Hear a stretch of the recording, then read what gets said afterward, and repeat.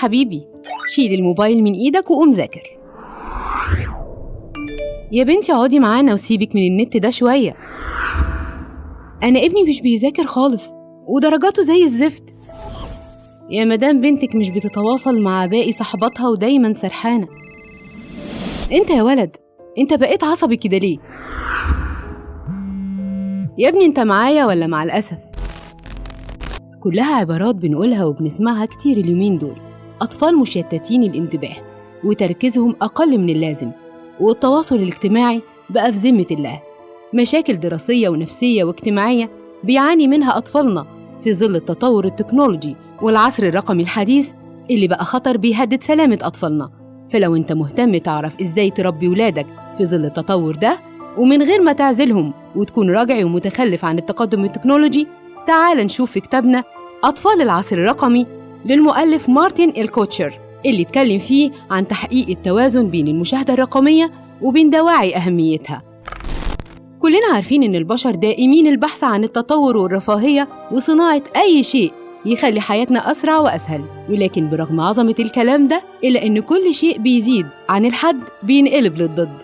صحيح الإنترنت على الموبايل والكمبيوتر وكل أشكال الأجهزة دي وسيلة بتطور فكرك ومهاراتك وتخليك تتواصل مع العالم كله في أسرع وقت وأقل تكلفة، وبتلاقي المعلومة والمهارة اللي عايز تكتسبها بسهولة وبطرق مختلفة تناسب الجميع وفي مختلف المجالات. وكل ده بيحصل وإحنا في مكاننا، شيء مبهر ورائع للإنسانية وتطورها. إلا إن في المقابل الإفراط في استخدام المميزات دي له جانب سلبي وخطير في حياتك وحياة أولادك.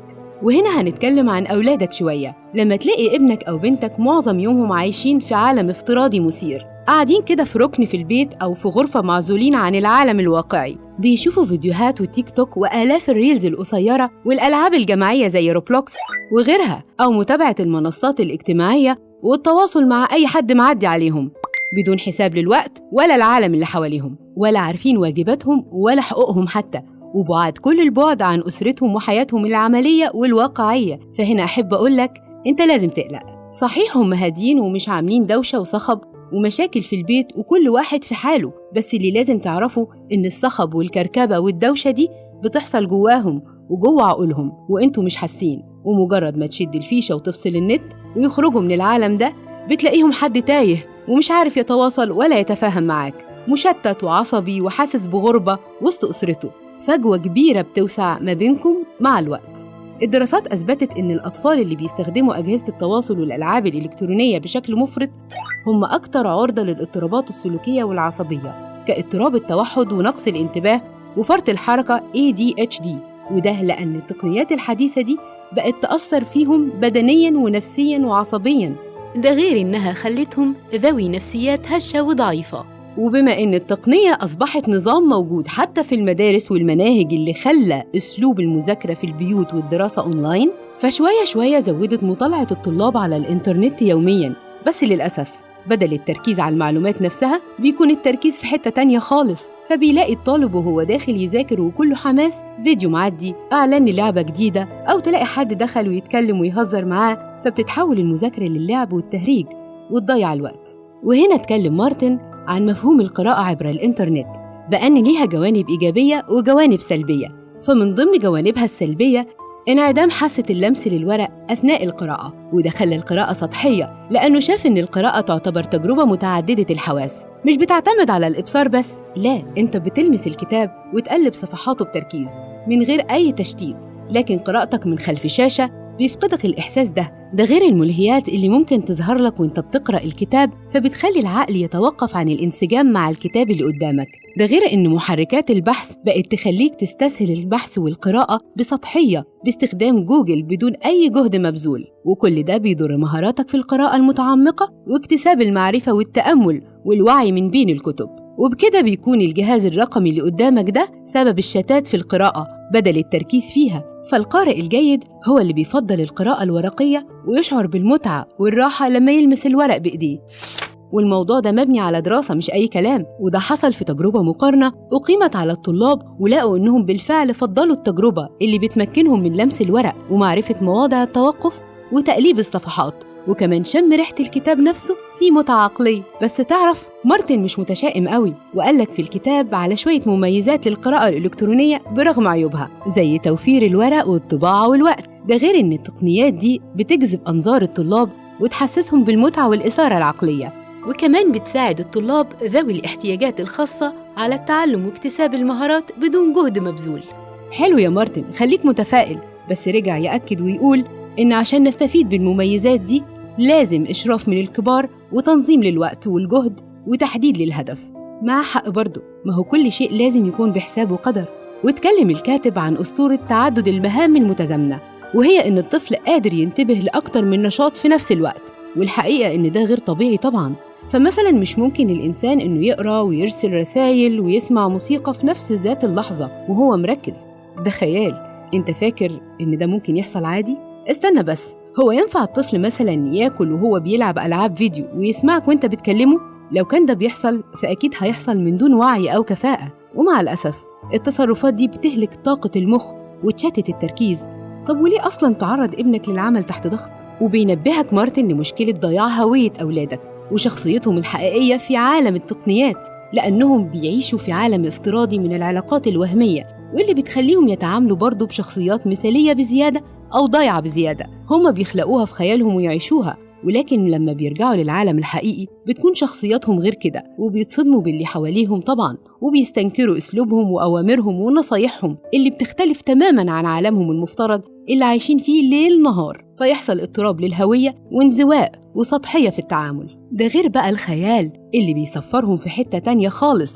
فبرغم أهمية التقنيات دي في تعزيز الإبداع، إلا إنها تكاد بتخنقه بالتقليد الأعمى والتشتت بين اختيار المصادر، واللي ممكن ما تناسبش المجتمع وعاداته. وتلاقي طفلك بيعاني من مشكلات التواصل الاجتماعي والقلق والتوتر، ومشكلات مدرسية وسلوكيات إدمانية؟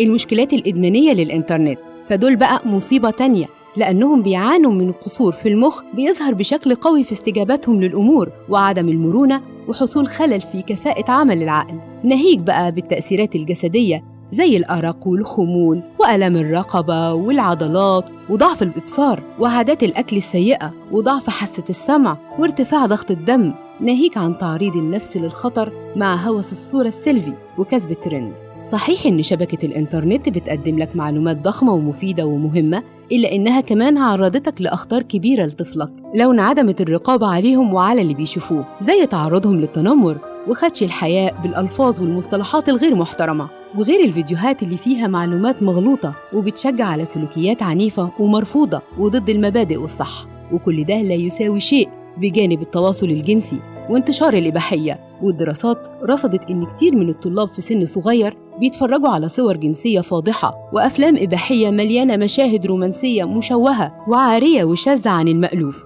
وده بيخلي المراهق عازم على ممارسة الجنس وهو شايف إنه طبيعي وعادي بدون أي احترام للمجتمع والدين. طب نهدى ونشوف التوصية اللي أكد عليها مارتن، وهي إنك تطمن طفلك إنك مش هتغضب عليه لو صرحك بوجود الحاجات دي على تليفونه. صاحبه واهتم إنك توصل له خوفك ده بس من منظور الصديق الصدوق، وعوده من صغره إنه يحكي لك وتكون كاتم أسراره. وضح له الضرر منها وساعده على التخلص منها. هم محتاجين إنك تنبههم لخطورة ده بالعقل والمنطق، وإنهم يكونوا حريصين على خصوصياتهم وعلى صورهم الشخصية ومعلوماتهم اللي بينشروها واللي ممكن يستخدمها الغير بشكل غير لائق ومحترم. ومن هنا اهتم مارتن إنه يذكر أهم توصيات طب الأطفال من الأكاديمية الأمريكية، زي ضرورة قصر المشاهد والألعاب اليومية للأطفال من ساعة إلى ساعتين إجمالاً، وعدم السماح بوجود تلفاز أو أي جهاز متصل بالإنترنت في غرف نوم الأطفال، ومراقبة وسائل الإعلام اللي بيهتم بيها الأطفال ويتابعوها باستمرار، وتعليم الأطفال القيم والحدود، لأن الطفل بيحتاج بطبيعته للمحاكاة. فخليك حواليه باستمرار قد ما تقدر.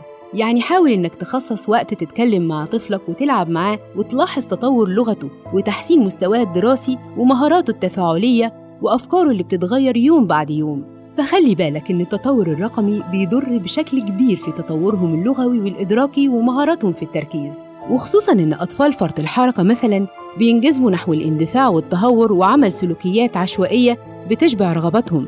فكل ده من الضروري جداً تقويمه، لأن الاضطراب ده بيخليهم يواجهوا بعض الصعوبات في تنفيذ المهام أو التركيز أو السيطرة. فبيحبوا جدا الصخب والضوضاء الموجودين في ألعاب الفيديو اللي بتثير كل حواسهم وبتطلب تفاعل فوري بيرفع مستوى الدوبامين عندهم. وبما إنهم بيعانوا من عدم التقبل في المجتمع الواقعي، فبيلاقوه في المجتمع الرقمي بسهولة بحثاً عن ذواتهم الحقيقية والتعامل مع حد يشبههم. وده طبعاً شيء مؤسف بالتأكيد ولا يستهان بيه. خليك قدوة وخد بالك، اتعامل انت كمان بحرص مع العالم الرقمي الخطير، وحاول التحلي بسلوكيات متزنة، وحاول تخلق الوقت للتفاعل مع الأولاد بدل الموبايل والإنترنت، لأن لا بديل لمحاكاة الطفل لأرض الواقع من خلال القراءة واللعب والتفاعل الحقيقي مع متغيرات البيئة الطبيعية. واهتم بالوقت اللي بيقضيه طفلك قدام الشاشات وجودة المحتوى اللي بيشوفه. الإنترنت ساحر، بيقدم مميزات كتير بتخطف عقول أولادك وتهرب بيهم للعالم الافتراضي اللي بيحققوا فيه طموحاتهم واحتياجاتهم النفسية، وخصوصاً المراهقين، زي حبهم للاستقلال ودوافعهم لإنشاء هوية وكاريزما خاصة بيهم، ورغبتهم المستمرة في إنهم يعيشوا حالة درامية وحوارات رومانسية وجو خاص بيهم بيلاقوه في العالم الافتراضي بكل سهولة وإثارة. بس بيأكد مارتن إن الهروب للعالم الافتراضي ده هو متعة مؤقتة فقط، فلازم توعية أولادك بالفخ ده وتنبه عليهم بشكل مستمر إن الحياة الواقعية غير كده، وممكن تخليهم يشاركوك المواقف والأعمال الحياتية، وحملهم المسؤولية وبلاش ممارسة المهام المتعددة المتزامنة. يا ابني انت مش سوبر هيرو عشان تعمل كذا حاجة في نفس الوقت. علموا أهمية إدارة الوقت والجودة والإنجاز بالانشغال بشيء واحد والتركيز عليه. ساعده إنه يبعد الموبايل عنه وقت الواجبات المنزلية والدراسية، وإن لكل شيء وقته. وممكن تعمل ده بإنك تجتمع بأولادك وتحط رولز أو قواعد للتعامل مع التقنيات دي بكل حزم وهدوء، مع تعزيز روابط الأسرة ومشاركة الجميع بالآراء. بالراحة كده حاول توصل لحل منصف يرضي الجميع. وختاماً يقول الكاتب: مهما أصبح أولياء الأمور فخورين بأداء أطفالهم وبراعتهم في استخدام التكنولوجيا، إلا إنه في المقابل هيكون في صراع صعب بسبب تأثير التقنية ديت في عقول أطفالهم وسلوكياتهم.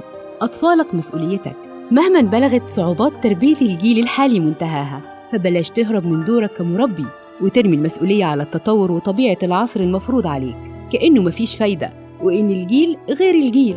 ركز على تطوير ولادك بالمعقول وحافظ على صحة عقولهم وسلامة سلوكياتهم، وحتماً هتلاقي ثمرة اللي زرعته فيهم. دمتم بخير سالمين.